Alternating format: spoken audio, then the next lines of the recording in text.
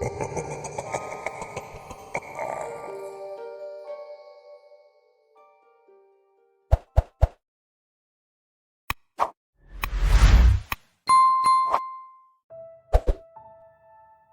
time it rains though, only at night, a spiraling wooden staircase appears in my room. The sound of the rainfall against the roof is usually enough to rouse me from my sleep. The drumming against the glass loud and clear. The streetlight beyond the window casts a wash of shimmering orange light into my room through the gap in the curtains, and this light falls upon the staircase, extending up and through the ceiling into a world of shadow. The first time it happened, I just assumed that I was dreaming, and so I paid it no mind. I simply rolled over and returned to sleep, amused. The sun rose the next morning and cast the night away, and with it, the stairs, and I promptly forgot all about them. That is, until a few nights later when they appeared again, same spot as before, standing silently. I remember staring at it from my bed, trying to comprehend, trying to work out if what I was seeing was actually real. I glanced around the room and realized that the door to my bedroom had vanished, replaced entirely with blank wall, and I ended up just watching the staircase, wide-eyed and terrified, unsure how to proceed and afraid that something might come down them. I think in the end I just screwed my eyes tight shut and forced myself back to sleep.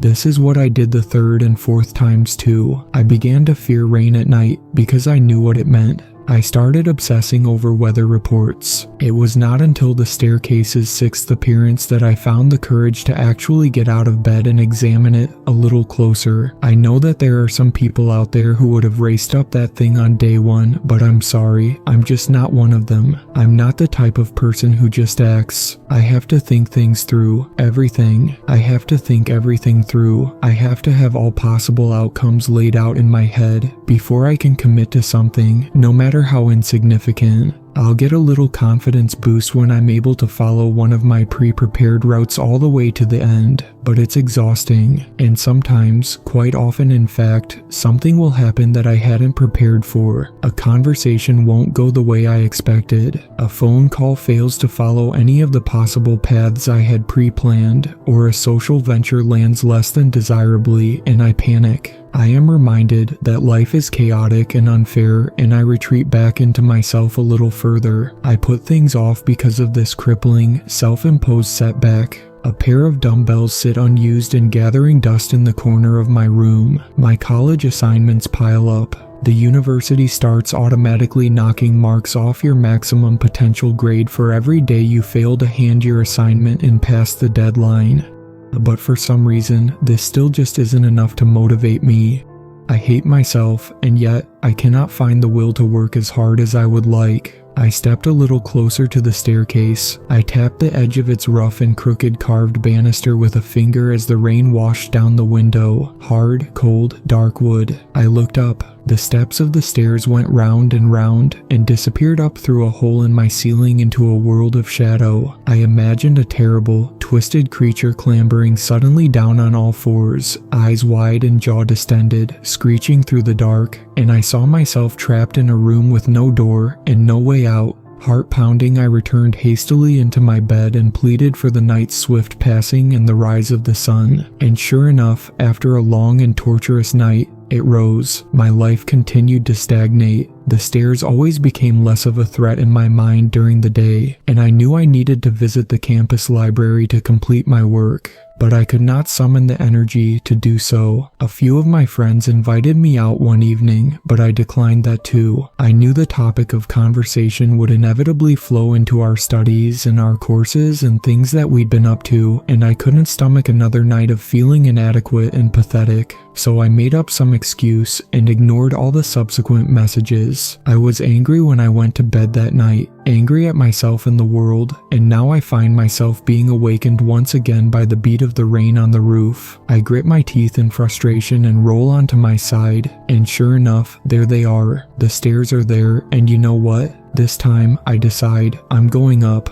I've started keeping a baseball bat by the side of my bed, and I grab it now as I clench my jaw and head on over to the stairs. I take a deep breath, squeeze the bat tight, and bring my foot down onto the first step. The wood is cold, but I feel at once a rush of warm air from up above. I lick my teeth and continue my ascent. This is the night. This is the night I find out what lies at the top, for better or for worse. I try to plan and play out a series of potential outcomes and routes in my head, though they all end with me either running back down the stairs as fast as I can or bashing something into submission with the bat in an adrenaline-fueled frenzy. Adrenaline kicks in, right? That's something that happens. But what if it doesn't? Are you strong enough to fight off whatever may come your way? I shoot a glance over at the dumbbells in the corner of my room, unused, then over to the ashtray on my windowsill. I cough in reflex and bristle with self-hatred. Fuck it. I'm going up. And I do so. Step by step, I ascend, hands shaking as I rise up into the darkness. The sounds of the rain continue, but as I leave my room behind me, I can no longer hear it drum against the glass of my window. Instead, my ears suggest the rain now falls on foliage, leaves and ferns and forest. My eyes adjust quickly, quicker than one would expect, and I find myself surrounded, bizarrely, by jungle plant life, the air suddenly thick with intense humidity, the smell of it strong and rich. I pause and look around. Strange, giant wildflowers quiver subtly in the breezeless wild. The buzzing and whirring of curious insects dance at the edge of my hearing, and I feel myself growing damp. Sweat buds across my skin and rain drips onto my neck and shoulders through gaps in the wooden staircase above me. I strongly consider turning back. I'm way out of my depth here. This is insane. This is impossible.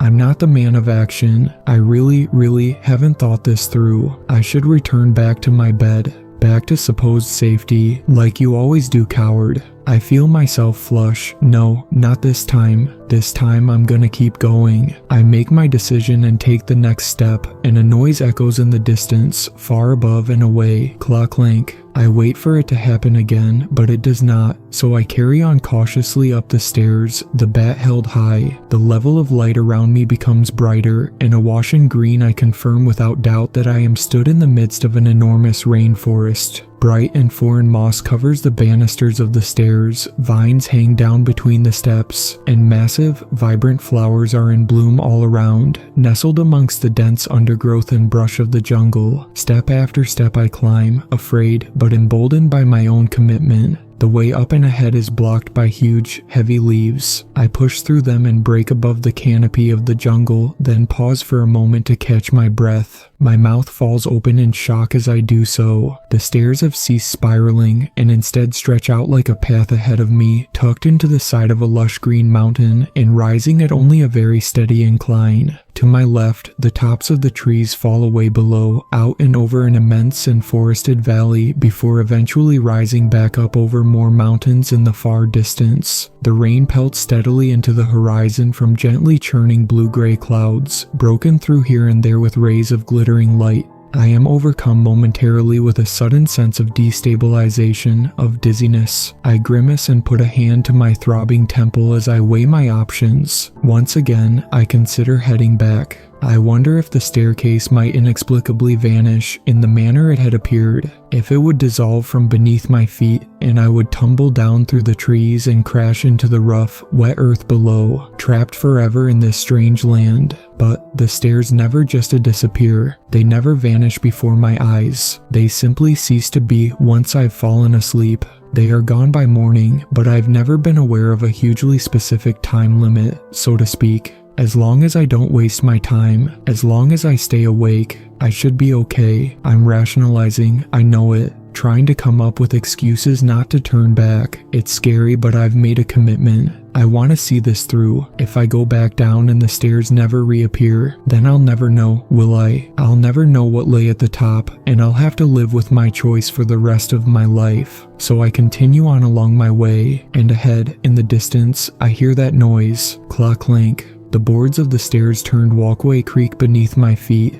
I hear around me the calls of strange birds and unknown creatures. I wipe the sweat from my forehead as I push through a row of sticky, hanging vines, thankful to be sheltered again from the rain by a new canopy of greenery overhead. A colorful frog jumps from the wet slick boardwalk and into the brush as I pass it by. The wooden walkway follows around the edge of the mountain, then turns to amble deeper into its jungle. I stop for a rest, stretching the muscles in my legs, my mouth uncomfortable and dry. I collect a small amount of trickling rainwater from the plants above in my hands and drink it down, the cool liquid a welcome taste. But the sound of a creaking board of wood has me splutter at once in despair, and I swivel on the spot to look behind me, back the way I came. There is nothing there, just the trickle of the rainwater through the leaves and the shadows of the trees and ferns, shifting and shimmering ever so subtly. I hasten onwards, my pace slightly increased. I pass by towering trees, the trunks of which have been carved into terrifying shapes, coiled snakes with heads like human skulls, strange apes snarling with wooden teeth, their arms ending in handless stumps crossed against their chests, eyeless parrots, their wings poised and tensed as if ready to take flight. Stairs are made to be climbed. I mutter to myself over and over. They appeared for a reason. If this world wanted to harm me, they would have just sent something down into my room. I'm supposed to be here. I repeat this several times. I'm okay. I'm supposed to be here. I climb and climb, following along the railed wooden walkway, up some more steps, and I am faced at its eventual end with a wall of leaves and vines. This is it, I realize. The final opportunity to turn back.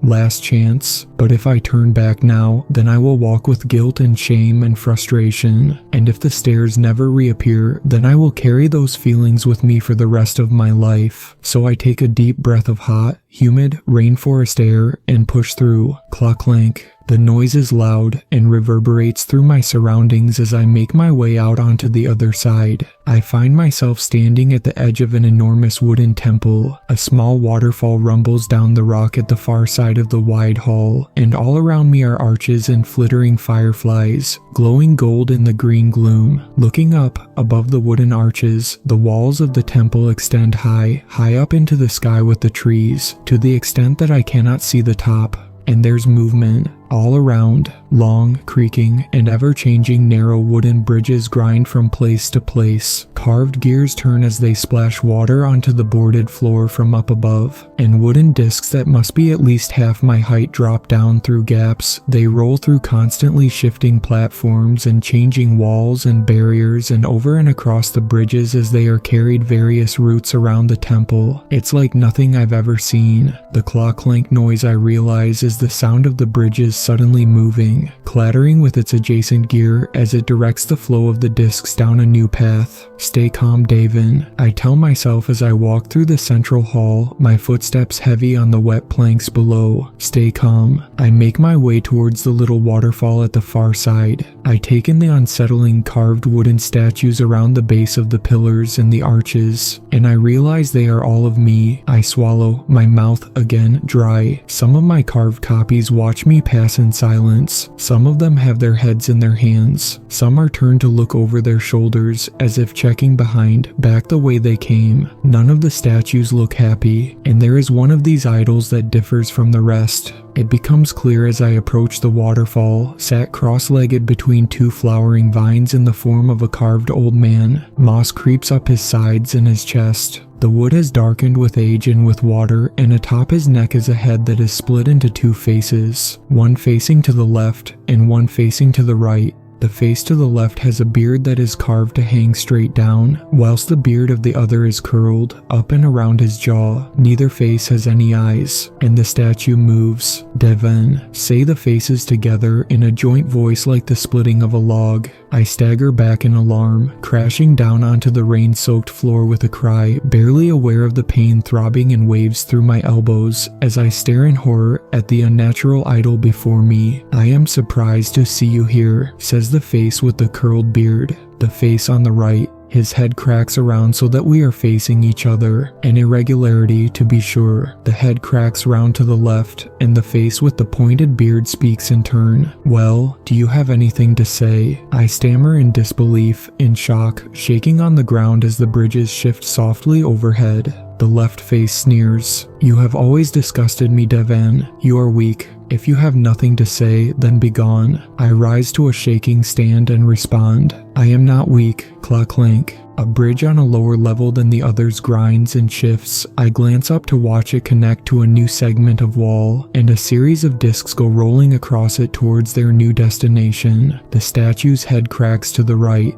Your first chosen words were a statement in place of a question. I'm impressed, it says. Perhaps your little journey here has done something for your constitution. Perhaps, I reply, cautiously, heart pounding. Perhaps you'd like to tell me where my little journey has led me. Exactly, cluck-clank. The mouth of the face on the right stretches into a grin with the sound of a branch being torn from a tree. Clever, he says, avoiding another question. But you did so as a reaction, an act of deference to me. Think for yourself. I swallow. Well, I've presumed you to be the power in this realm, I reply, running a tongue over my dry lips. And it makes sense to follow the cues of the authority when in unfamiliar territory. Cluck-clank. Interesting, the face replies. I wonder how well your presumptions have carried you thus far. Its head cracks around to the left before I am able to respond. What is it that you want, boy? The face asks. Speak now and speak well, or I will cast you out. I grimace and take a slow, calming breath, holding back my fear. I cannot allow myself to break in front of this idol. I can't explain it, but I know that I just can't let that happen. What is this place? And why did you summon me here? Claw-clank. The faces laugh together. Summon, the left replies. Such arrogance. You think I'd bother to summon you here deliberately? An agentless worm such as yourself. One with a will free in name only, withered and saddened beyond recognition. The face snaps around to the right. If I had summoned you here, Devin, you would not have come. Decision-making is not a strength of yours. You avoid. I stand tall, defiant.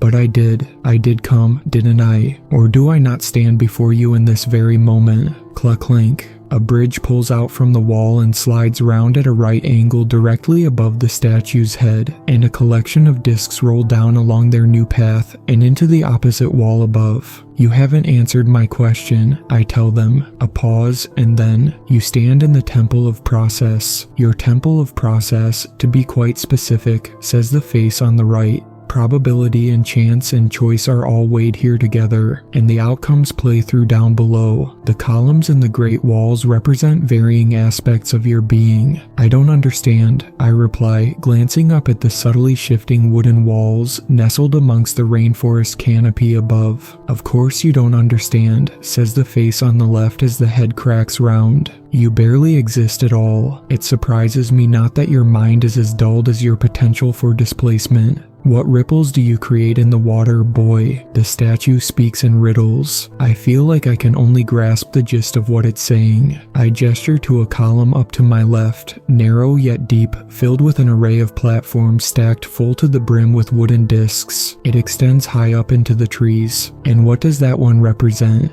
The head cracks round to the right. The column there in this branch of the temple shows to me a critical component in the matrix of your health. It shows to me the likelihood of one of your cells mutating into a poison, a cancer of the flesh, within the next 7 cycles of the moon. I stare up at the column in horror. Cancer, cluck-clank. Multiple bridges suddenly shift and swivel out from the sides of the column, extending out to meet bridges on the other side of the hall. A cascade of discs falls from the newly shifting platforms, and they roll out and across these bridges to their new destinations. What just happened? I ask the statue. Why is the column changing? You just gave up smoking, it replies simply. What? What do you mean? How could I have just given up smoking? How could you know that? 4 questions in one, the face to the right replies sadly, and his head cracks around to the left. It is a truth. A decision was made. Former outcomes have sealed themselves off and new outcomes have opened.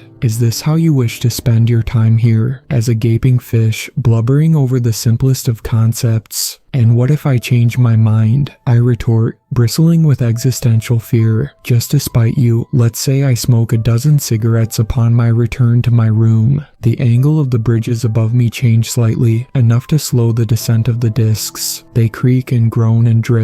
Then that will be an exercise of will, the face replies. And Janus knows you need it. I stare up at the creaking bridges for a moment in thought, then watch as they return to their angles, and the discs continue their descent to their new locations, rolling noisily through the temple. Holy shit. The implications of a place such as this. I am unable to keep myself from playing my entire life out through my head, weighing on all my past choices and decisions, mistakes and triumphs, few as they are, all swirling, crashing and melting against and into each other. Cluck-clank, cluck-clank, cluck-clank, cluck-clank. The statue rises to his feet. The motion is horrific. I'd only just gotten used to its faces, and now it stands as an ancient, wooden monstrosity, and I can feel a sensation of sickening vertigo twist and tilt my now fragile hold on reality. Get a hold of yourself, boy. The face on the left shouts at me as bridges begin to shift with rapidity, shaking the foundations of the temple as they do so. You don't belong here, says the face on the right. Return to your life. Go on as you were. Allow me to return to my peace. How much have I missed? I choke out.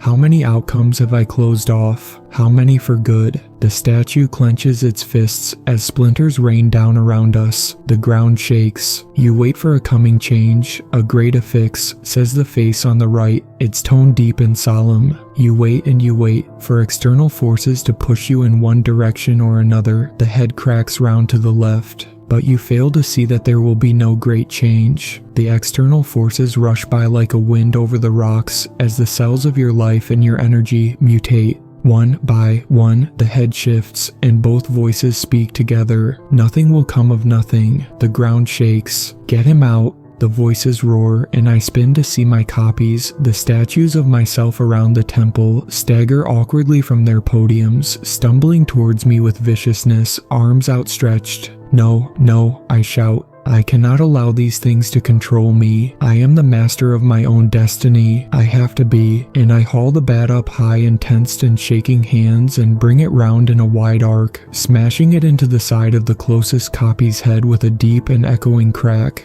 one which splinters the wood and sends the statue reeling to the floor with a series of loud thuds. I bring the bat up high and heave it down as hard as I can onto the splintered head. It shatters in a shower of brown and green. Cluck-clank. I bring the bat round again. I swivel and smack it with grunts of deliberate force into statue after statue, sending them all sprawling to the ground. Cluck-clank, cluck-clank. I back away as I do so, retreating to the temple's entrance and the gate of vines. I hold the bat up high and call out to the idol of the two-faced man. I'm going, all right. I'm going, but on my terms, not on yours. The decision is mine, and mine alone. Cluck-clank. The statue opens both his mouths, makes to speak again, but I choose not to stay and listen. Instead, I turn and run from the approaching statues, sprinting back across the boardwalk through the forest and the rain. Cluck-clank. I slip and I stumble, but I do not slow. Lightning crackles through the sky in the distance, but I pay it no mind. I hurtle back down along the wooden path and around the edge of the mountainside, and I can feel the wood beneath me start to creak. I put my hand on a rail for support and it breaks clean off, falling down into the jungle below. Oh no, oh fuck, am I too late? Was I gone too long? The creaks grow into a series of cracks, a loud, rotting, tearing. The wood gives way. The planks beneath my feet start to break off and fall through the leaves. Please, I mutter, then louder. Please, just a little longer, a little bit longer. I can see the top of the spiraling staircase. I'm so close, but not close enough. Just as I grab the rail, the entire apparatus collapses. It falls with the rain down through the twisted trees and leaves. I try to grab a hold of something, of anything, but it's too wet. I can't get a grip. The vines, they aren't slowing me enough. I can't keep my grip. Oh fuck, this is the end. I squeeze my eyes tight shut in panic, calling out for help. For something, for anything, and the air that rushes past my face suddenly cools. The humidity is left in a cloud behind me, and I slam down hard and land on the carpet of my room, sending an almighty shudder through the floor and the walls. Oh God, I groan. Oh Christ. A moment later, my room door is thrown open. Two of my housemates stand in shock, clearly just roused from sleep, and they stare at me as I lay soaked through and bruised amidst a pile of rotted wood. What the fuck, Devin? Are you okay, man? What the hell was that? I stare at them in confusion for a second or two, gathering my bearings, and then I wince as I turn to look behind me. The stairs are gone. The sun has begun its rise and the rain is letting up. It patters gently against the glass of my window, and I laugh. I stagger to my feet, kicking away the wood, and nearly falling if not for my housemates jumping forward to help me balance. I thank them and stumble to my chest of drawers, throwing a change of clothes into my college bag.